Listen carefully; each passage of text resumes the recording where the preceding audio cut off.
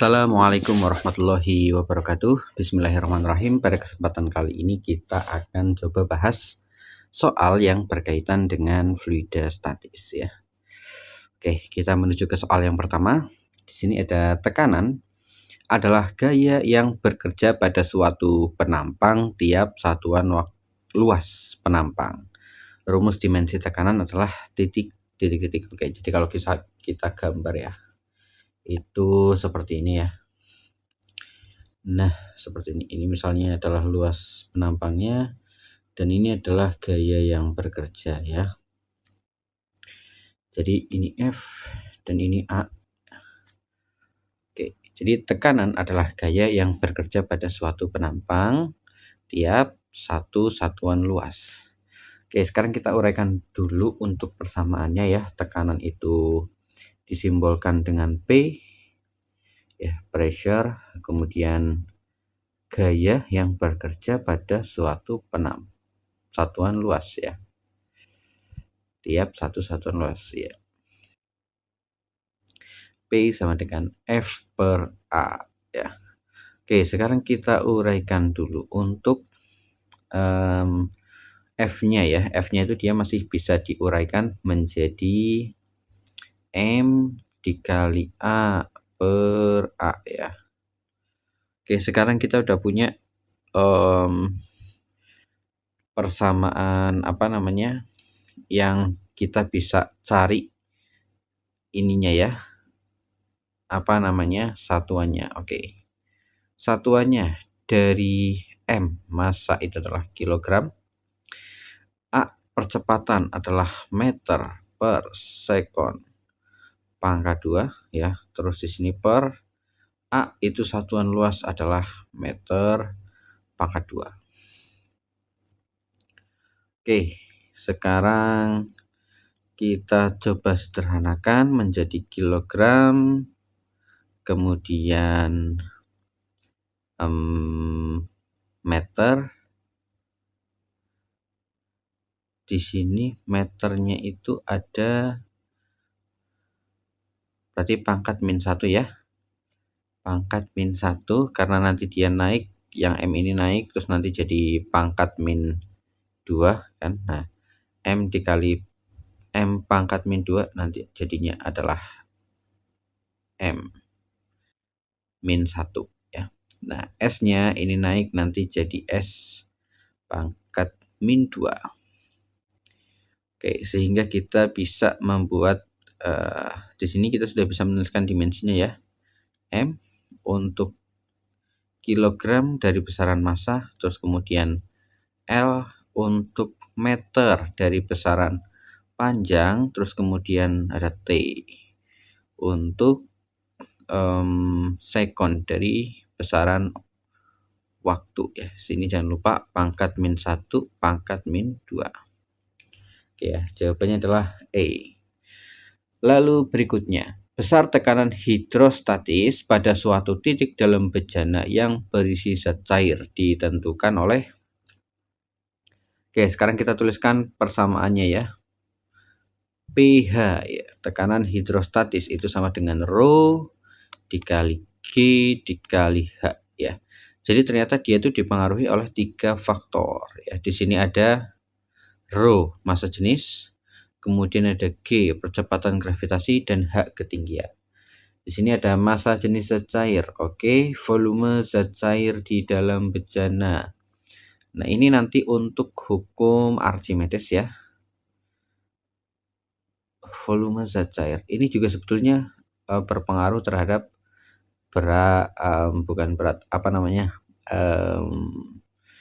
besar dari ini ya, massa jenis ya, tapi tidak berpengaruh langsung. Oke, kemudian kedalaman titik dari permukaan air. Oke, bentuk bejana tidak ya. Terus massa benda ya. Oke, massa benda tidak. Oke, jadi dia tidak berpengaruh secara langsung, jadi boleh kita abaikan. Nah, khusus untuk bentuk bejana ya. Jadi misalkan ada sebuah bejana itu seperti ini ya bentuknya set. Nah, Bayangkan ini yang merah-merah ini adalah tabung misalnya. Bayangkan aja. Ini terus ini bentuknya kayak gini misalnya. Nah, di ketinggian yang sama itu dia tekanannya sama ya. Ini pH 1 sama dengan pH 1 ya. Jadi dia tekanannya sama meskipun ini ya bentuknya berbeda ya. Ada yang lurus, ada yang berbelok-belok, ada yang seperti bulat gitu. Tapi kalau di kedalaman yang sama itu dia tekanannya sama ya. Gitu. Oke, berikutnya nomor 11. Pernyataan yang benar terkait dengan gaya apung yang bekerja pada suatu benda yang berada dalam fluida adalah sebanding dengan. Oke, jadi di sini adalah gaya apung ya. Jadi FA itu sama dengan rho dikali G dikali volume benda tercelup ya. Oke. Nah, jadi ini adalah persamaan dari hukum Archimedes ya.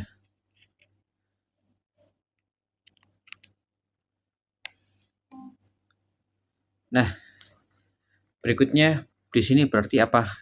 Kerapatan zat cair ya, atau massa jenis, berarti ya benar. Kerapatan benda. Wah, kerapatan benda. Jadi kerapatan benda itu sebetulnya dia juga berkaitan ya. Dia juga berkaitan. Karena nanti misalnya rho benda itu lebih besar dari rho fluida ya, nanti dia bendanya akan tenggelam gitu ya. Kalau sama nanti akan melayang gitu. Jadi dia sebetulnya berpengaruh ya. Terus kalau lebih kecil gimana? Kalau lebih kecil mengapung ya.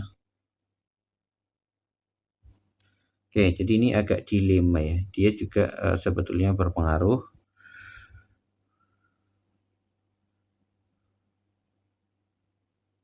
Oke, terus kemudian yang ketiga, volume benda yang masuk pada zat cair. Ini udah jelas ya. Terus ada massa benda, terus ada kecepatan benda.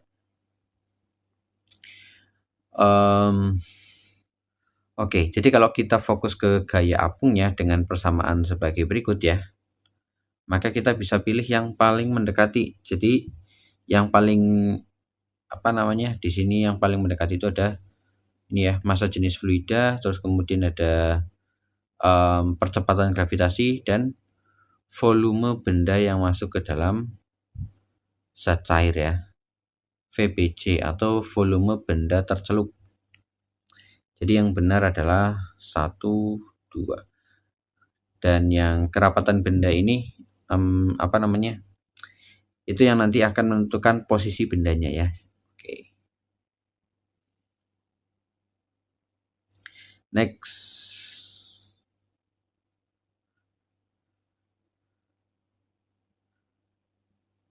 Berikutnya, faktor yang menentukan tekanan zat cair adalah ya ini ya. pH sama dengan rho GH. Jadi ada massa jenis dan kedalaman zat cair. Sama percepatan gravitasi sebetulnya ya. Di sini ini yang salah, ini yang salah, ini yang salah. Massa jenis zat cair. Ini benar juga sih. Ya, tapi dia sendirian ya. Masih ada yang lebih lengkap lagi. Oke, berikutnya tekanan yang diberikan zat cair akan diteruskan sama besar ke segala arah. Merupakan pernyataan hukum Pascal ya. Kalau Pascal kan dia P1 sama dengan P2 ya. Misalkan ada satu bejana yang dia itu ini penerapannya sebetulnya ya. Kalau kayak gini misalnya sini P1, sini P2 ya. itu dia akan sama kalau ketinggiannya sama. Nah, terus kalau hukum Pascal salah satu contohnya juga itu ada di balon ya. Kalau ada balon, terus apa namanya, eh, kita tekan ya, kita tekan bagian sini ya, seperti ini. Maka tekanan ini tuh akan diteruskan sama besar ke segala arah ya, ke segala arah gitu. Jadi dia hukum Pascal. Oke, berikutnya nomor 14. Xian memesan sebuah pompa hidrolik sebagai perlengkapan saat merawat mobil di rumahnya. Perbandingan gaya F1 dan F2 adalah 1:500. Oke, 1:500 ya. Jika penghisap besar luasnya 4 meter persegi, maka luas penghisap kecil adalah, yang ditanya adalah luas penghisap kecil. Oke, diketahui dulu. Ini aja ya, F1 sama dengan 1 gitu, terus F2 sama dengan 500. Ini bukan Newton ya, ini perbandingan, berarti nggak usah dikasih satuan, nggak apa-apa. Terus kemudian untuk penghisapnya ya, penghisap besar luasnya 4. Oke, penghisap besar luasnya 4, berarti yang F2 ya. Di sini berarti nilai A2-nya itu sama dengan 4 meter persegi. Yang ditanya adalah nilai A1-nya sama dengan berapa gitu ya. Oke, jawab. Nah, P1 sama dengan P2 ya. F1 per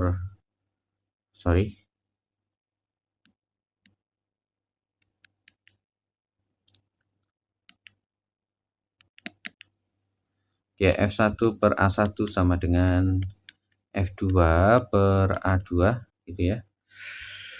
Karena kita nyari A1, ruas kanan dan kiri sama-sama dikalikan dengan A1, sehingga yang terjadi adalah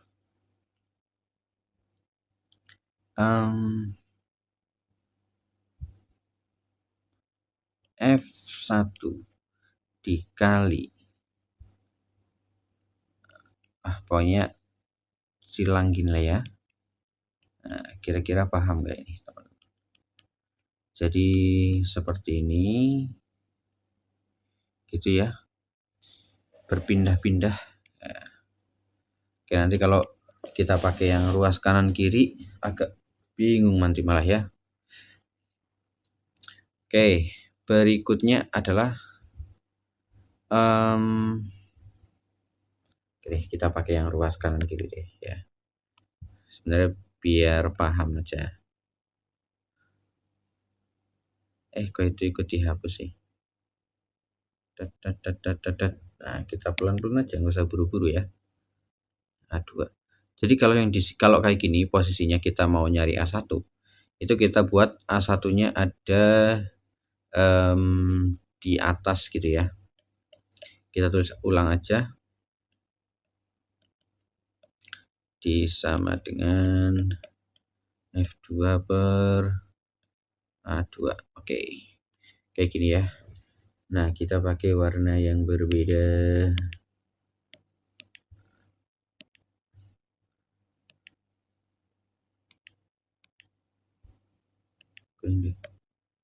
Nah, di sini misalnya ya, kita pengen biar A1 ada di atas. Oke, di sini kita kalikan. Oh, ternyata kurang jreng ya warnanya ya. Kita pakai warna biru coba. Jadi kita buat di sini A1 ya. Terus di sini A1. Nah, terus berikutnya kita pengen eliminasi F1 di sini, F2 di sini. Kita bisa bagi dengan F2 ya. F2 di sini per F2 gitu. Nah, maka yang terjadi adalah jeng-jeng, sini coret, sini coret, sini coret, sini coret. Nah, seperti ini ya. Gitu. Terus kita pengen hanya pindah A2-nya. Jadi kita kalikan kedua ruas dengan A2 ya. Nah, nanti jadinya itu ini kayaknya kegedean deh. Satu aja tapi warnanya pink ya. Oke, biar menarik. Oke, ini coret.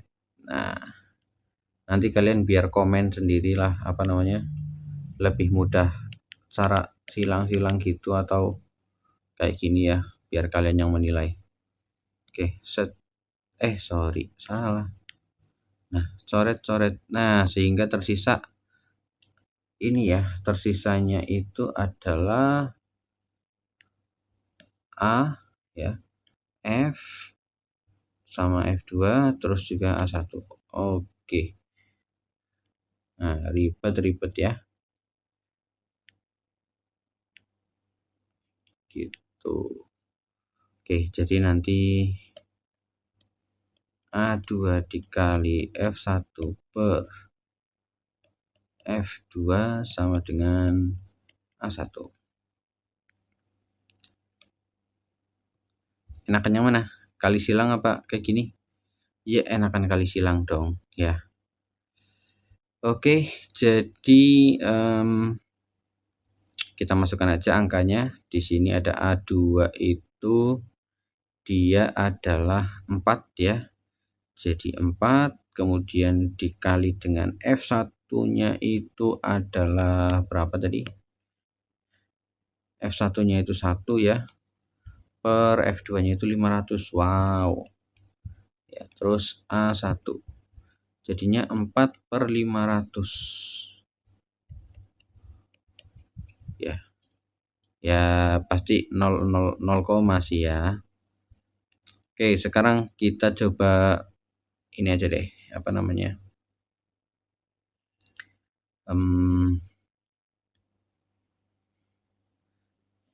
Kita coba 40 ya, 40 bagi 5 gini aja. Kan ketemunya 8, enak kan? Nah, 8. Oke, 8 ternyata. 8 per. Ini kan tadi kita pinjam 01 nih. Ya, terus kemudian di sini ada 02. Jadi kita tulis tet 3 ya, sama dengan A1. Oke. Oh, atau gini ya. Apa namanya? Atas bawah sama-sama dikali 2 ya, sama-sama dikali 2. Jadinya nanti 8 per 1000. Nah, ini lebih mudah ya. Nanti tinggal jadinya A1 itu sama dengan 0,0008 ya meter persegi. Oke, berikutnya nomor 15, pompa hidrolik memiliki perbandingan diameter penghisap 1:80. Apabila pada penghisap besar terdapat beban dengan gaya berat 640 kN, agar setimbang gaya pada penampang kecil adalah titik. Oke, ini diameter ya. Jadi diketahui ya, D1 itu sama dengan 1, terus D2 itu sama dengan 80. Nah, terus pada penampang besar itu F2 berarti ya. F2-nya itu sama dengan 640 kN. Oke, sekarang kita mau cari di sini tuh F1-nya berapa sih gitu ya. Oke. Mudah aja, kita tulis ya P1 sama dengan P2, terus kemudian F1 per A1 sama dengan F2 per A2. Nah, berikutnya apa namanya? Ya tinggal kita kan nyarinya F1 ya, mudah aja, berarti nanti F1 itu sama dengan F2 dikali A1 gitu ya, per A2. Oke, jadinya F1 sama dengan F2 itu 640 kilonewton. Nah, kita ubah ke newton aja nanti biar ketemunya enak. Itu set ya. Berarti 1 2 3 dikali dengan A1. Nah, masalahnya A1 itu ternyata kita belum menemukan ya. A1-nya itu belum menemukan karena yang diketahui itu adalah D. Jadi untuk mencari apa namanya, mencari luas ya, mencari luas kalau diketahui diameter itu adalah gimana caranya? Oke, caranya seperti ini ya. Pi per 4 dikali D pangkat 2. Oke ya. Di bawahnya juga sama. Ini kan D pangkat 2-nya kan 1 ya, jadi kalian tinggal tulis. Nanti deh, ini D1 pangkat 2. Oke. Sini pi per 4 D2 pangkat 2. Nah, antara pi per 4 ini kan dia sama ya, jadi kita bisa coret. Nah, karena nilai D-nya beda, nanti D-nya kan 1 di sini. 1 pangkat 2 kan 1. Jadi kalian langsung aja kayak gini ya. Per 80 pangkat 2. 8 dikali 8 64. 64 ada nolnya ya. 002. Oke, berarti tinggal coret. Wah, ternyata ketemunya 100 Newton ya. Oke, kita ke soal terakhir ya. Sebuah benda saat dijatuhkan ke dalam cairan yang mempunyai kekentalan tertentu akan mempunyai kecepatan saat bergerak lurus beraturan. Kecepatan benda tersebut dapat dihitung dengan persamaan sebagai berikutnya. VT sama dengan 2/9 R kuadrat dikalikan dengan G per apa ini? Dia konstanta ya. Konstanta bukan konstanta, apa namanya? Kekentalan fluida dikalikan dengan massa jenis benda dikurangi massa jenis fluida. Nah, kecepatan suatu benda saat berada pada fluida yang kental bergantung oleh beberapa faktor di antara lain ya. Faktor di antaranya adalah ya, 1 massa jenis benda ya, di sini ada massa jenis benda ya. Terus berikutnya kekentalan secair, di sini ada kekentalan secair, massa jenis zat cair ada juga, terus kemudian ada percepatan gravitasi ya. Terus jari-jari benda. Wah, ada semua nih. Nah, pernyataan yang tepat adalah berarti semua benar ya. Oke. Sekian, terima kasih. Wassalamualaikum warahmatullahi wabarakatuh.